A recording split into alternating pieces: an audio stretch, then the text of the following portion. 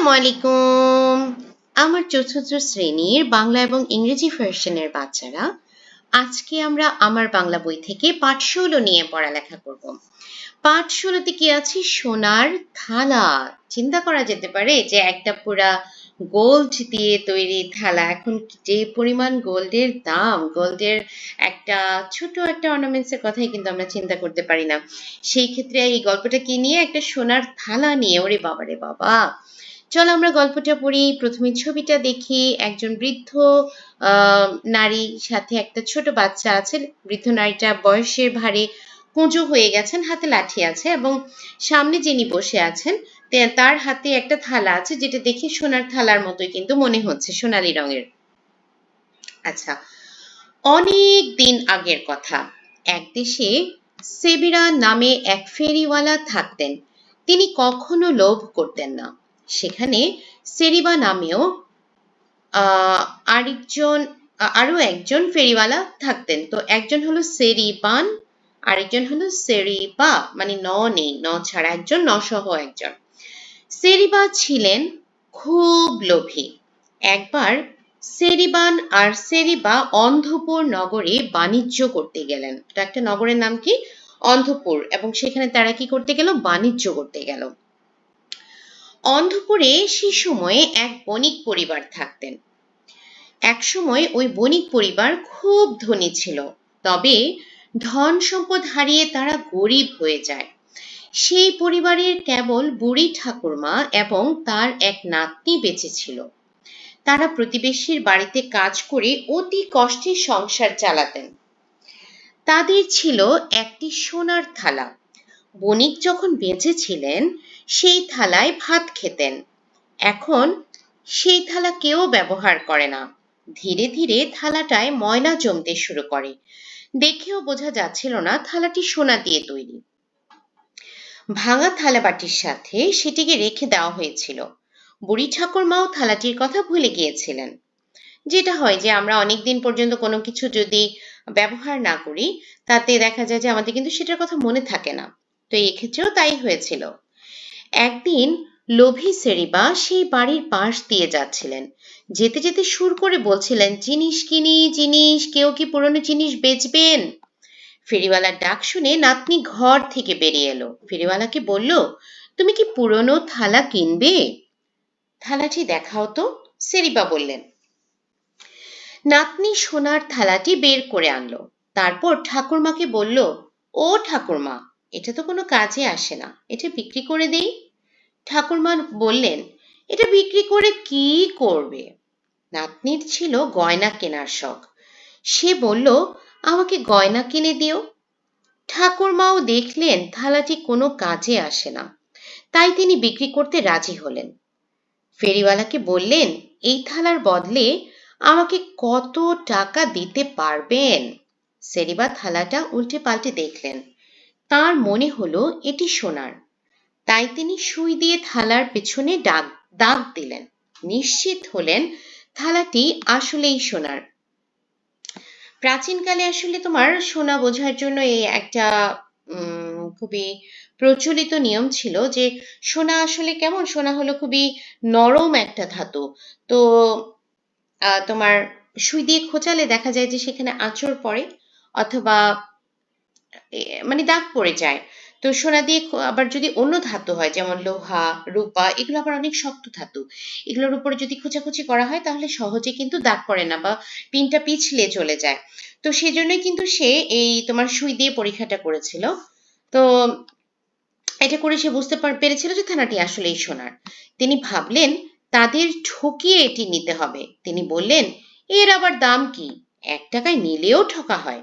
এরকম বলে তিনি থালাটা রেখে চলে গেলেন। একটু পরেই সেই বাড়ির পাশ দিয়ে সেরিবান যাচ্ছিলেন। তিনিও হেঁকে বলছিলেন, জিনিস কিনি, জিনিস, কেউ কি পুরনো জিনিস বেচবেন? আরেক ফেরিওয়ালার ডাক শুনে নাতনি আবার ছুটে এলো। ঠাকুরমাকে বলল, ঠাকুরমা, ডাক দাও না এই ফেরিওয়ালাকে। ঠাকুরমা বললেন, নিজের কানেই তো শুনেছ, থালাটির কোনো দাম নেই, ঘরে বেচার মতো আর কোনো জিনিস নেই। নাতনি বলল, সেই ফেরিওয়ালা ভালো না, ওর কথা শুনে গায়ে জ্বালা ধরে যায়। এই ফেরিওয়ালার ডাক কত মিষ্টি, ইনি বোধহয় থালাটা নিতে রাজি হবেন, একবার দেখি না। ঠাকুরমা সেরিবানকে ডাকলেন, তারপর থালাটা তার হাতে দিলেন। সেরিবান দেখেই বুঝলেন থালাটা সোনার। তিনি বললেন, মা, এই থালার দাম লক্ষ টাকা, আমার কাছে তো এত টাকা নেই। ঠাকুরমা বললেন, একটু আগে এক ফেরিওয়ালা এসেছিলেন, তিনি বললেন এর দাম 1 টাকাও না, বোধহয় আপনার পুণ্যের কারণে থালাটা সোনার হয়ে গেছে, আমরা এটা আপনাকেই দেব, তার বদলে আপনি যা ইচ্ছা দিন। সেরিবান তাদের 1000 টাকা দিলেন, তারপর সোনার থালাটা নিয়ে চলে গেলেন। খানিক বাদে লোভী সেরিবা আবার বণিকের বাড়িতে এলেন। তিনি বললেন, থালাটা দাও তো, যেতে যেতে ভাবলাম কিছু টাকা দিয়ে এটা নিয়ে যাই, সেজন্য আবার এলাম। ঠাকুরমা বললেন, সে কি কথা, আপনি তো বললেন ওটার দাম 1 টাকাও হবে না, এইমাত্র একজন ফেরিওয়ালা এসে সেটি নিয়ে গেছেন, থালার বদলে 1000 টাকা দিয়ে গেছেন। ঠাকুরমার কথা শুনে লোভী সেরিবার মাথা ঘুরে গেল। তিনি তখন পাগলের মতো লাফালাফি শুরু করলেন, জিনিসপত্র সব ছুঁড়ে ফেলে হায় হায় করতে লাগলেন। আচ্ছা, খুব সুন্দর একটা মানে আমাদের শিক্ষণীয় আমরা একটা গল্প পড়লাম, যে লোভে পাপ, পাপে মৃত্যু, এরকম একটা বলা হয়। দেখবা যে লোভ করলে পাপ হয়, পাপ করলে মৃত্যু হয়। তো আসলে এই গল্পটা ঠিক এই উক্তিটাকেই কিন্তু প্রেজেন্ট করছে। তো চলো শব্দার্থগুলো পড়ি। পুণ্য, ভালো কাজ। ফেরিওয়ালা, যিনি ঘুরে ঘুরে জিনিস বেচা কেনা করেন। বণিক, ব্যবসায়ী। আচ্ছা, নিচের শব্দগুলো খালি জায়গায় বসিয়ে বাক্য লিখি। সেরিবা ছিলেন, দেখিয়ে দিচ্ছি তোমাদেরকে, সেরিবা ছিলেন খুব লোভী। অন্ধপুরে এক বণিক পরিবার থাকত। বণিক পরিবারে একটি সোনার থালা ছিল। নাতনির গয়না কেনার অনেক শখ। উদারতা মানুষকে মহান করে। সেরিবান দেখেই বুঝলেন থালাটা সোনার। আচ্ছা, এরপর একটু বইতে দেখি, বইতে কি দিয়েছে। বইতে কিছু শব্দ দিয়ে দিয়েছে, 6টা শব্দ দিয়েছে, এগুলো দিয়ে বাক্য তৈরি করতে হবে। আচ্ছা, তো চলো আমরা এগুলা করে ফেলি।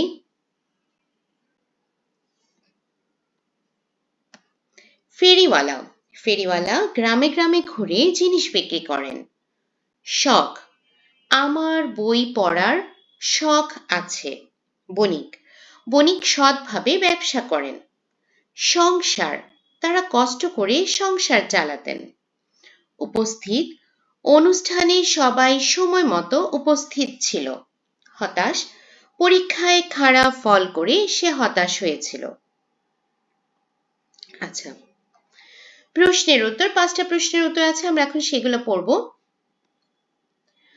অন্ধপুরে বণিকের পরিবারে কে কে ছিল?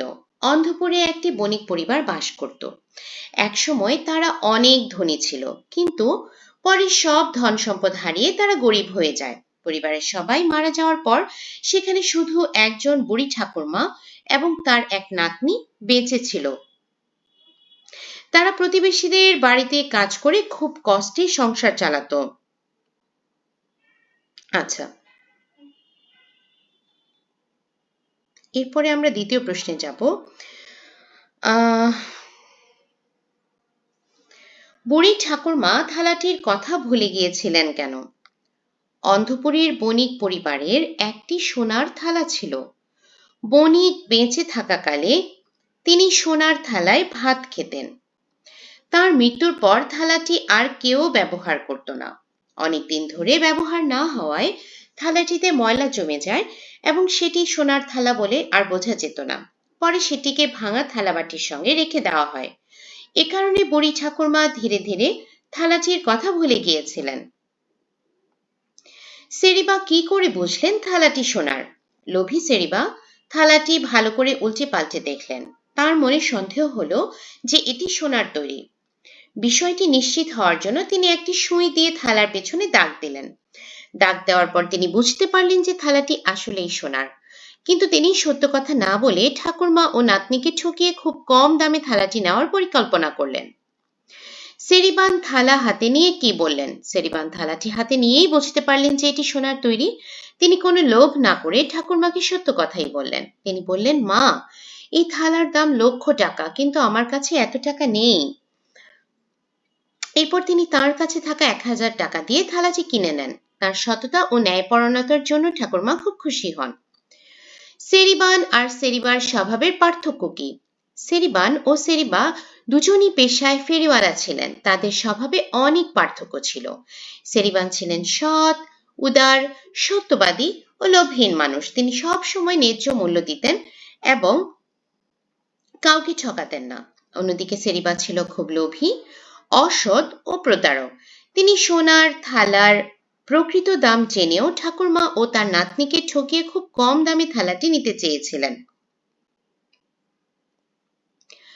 তাই সেরিবার সততা তাকে সম্মান এনে দেয়, আর সেরিবার লোভ শেষ পর্যন্ত তাকে অনুতপ্ত ও ক্ষতিগ্রস্ত করে। আচ্ছা, এরপরে কি আছে? এক শব্দে লিখি, তার মানে হলো এক কথায় প্রকাশ, যেটাকে আমরা বুঝি সেটাই। যিনি ঘুরে ঘুরে জিনিস বেচা কেনা করেন তিনি কে? ফেরিওয়ালা। ব্যবসা করেন যিনি, বণিক। যারা বাড়ির আশেপাশে বাস করে, প্রতিবেশী।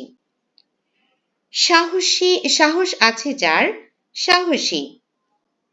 যা সহ্য করা যায় না, অসহ্য বা অসহনীয়। আচ্ছা, এরপরে কি আছে? বিপরীত শব্দ লিখি। আচ্ছা, ধনী, গরিব। পুরানো, নতুন। কেনা, বেচা। পুণ্য, পাপ। সাধু, অসাধু। চেনা, অচেনা। আলো, অন্ধকার। আচ্ছা, এরপরে হলো এখানে কিছু বাক্য দিয়েছে, বাক্যগুলো সাজিয়ে গল্পের আকারে তৈরি করতে বলেছে। তো আমরা কিভাবে করতে পারি? বাবা টেলিভিশনে খবর দেখছিলেন।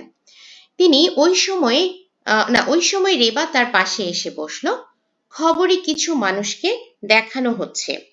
তারা সারি বেঁধে দাঁড়িয়ে খাবার নিচ্ছিল। রেবা জিজ্ঞেস করলো, ওদের কি হয়েছে? বাবা বললেন, ঘূর্ণিঝড়ের কারণে ওরা বিপদে পড়েছে। রেবা বলল, আমরা কি ওদের জন্য কিছু করতে পারি বাবা? আচ্ছা, সোনার থালা গল্পটি পড়ে যা শিখলাম তা নিজের মতো করে বলি ও লিখি। কি শিখলাম আমরা যদি ছোট করে বলা যায়? সোনার থালা গল্প থেকে শিখি যে লোভ মানুষের ক্ষতির কারণ, আর সততা মানুষকে সম্মান ও ভালোবাসা এনে দেয়। সেরিবার লোভ তাকে ব্যর্থ করেছিল, কিন্তু সেরিবানের সততা ও ন্যায্য আচরণ সবার মন জয় করেছিল। তাই আমাদের সব সময় লোভ ত্যাগ করে সত্য ও ন্যায়ের পথে চলা উচিত। আচ্ছা, তো ছোট্ট বন্ধুরা, আমাদের এই অধ্যায়টা হয়ে গেছে। তোমরা চেষ্টা করবে ভিডিও যেদিন দেখবে বই নিয়ে বসবে, পুরোটা বইয়ের সাথে মিলিয়ে ভিডিওটা দেখবে এবং সাথে সাথে পড়ে ফেলবে। আজকের মতো এখানেই শেষ করছি বাচ্চারা। তোমরা সবাই সুস্থ থেকো, ভালো থেকো, আমার জন্য দোয়া করো। আল্লাহ হাফেজ।